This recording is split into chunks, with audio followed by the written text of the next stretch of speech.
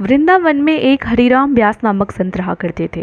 वे युगल किशोरी जी की अखंड सेवा और आराधना में लीन रहते थे। उनका जीवन केवल ठाकुर जी की भक्ति के लिए समर्पित था। एक दिन एक अन्य संत उनकी परीक्षा लेने वृंदावन पहुंचे।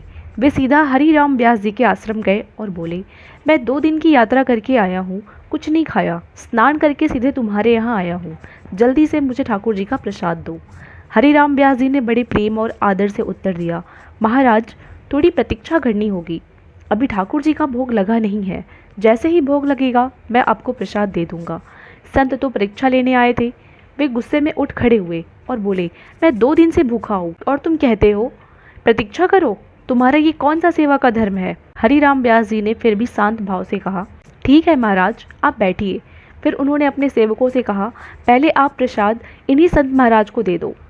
सेवक बोले, महाराज, ये प्रसाद तो युगल किशोरी जी के लिए बना है। हरिराम व्यास जी बोले, कोई बात नहीं, किशोरी जी के लिए फिर से रसोई में भोग बन जाएगा। प्रसाद की थाली संत को दे दी गई। उन्होंने मन ही सोचा, ये पहली परीक्षा तो पास कर गया। संत ने 2-3 कौर मुंह में डाले और हर बार मुंह बिगाड़ते हुए बोले, ये कैसा प्रसाद है, ना इसमें स्वाद है ना श्रद्धा।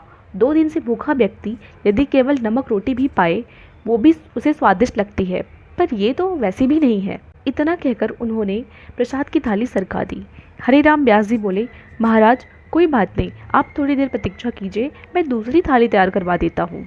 अब तो संत और भी अधिक क्रोधित हो गए और बोले, तुम्हें समझ नहीं आता, मुझसे प्रतीक्षा नहीं हो रही। और इतना कहकर उन्होंने प्रसाद की थाली हरिराम व्यास जी के मुख पर फेंक मारी।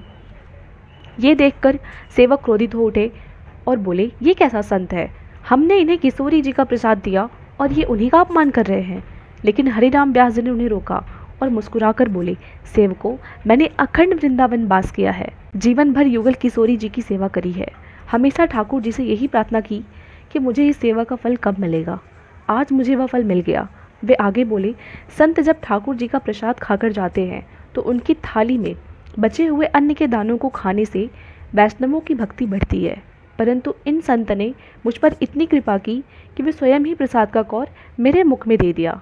यह मेरे लिए बहुत बड़ा सौभाग्य है।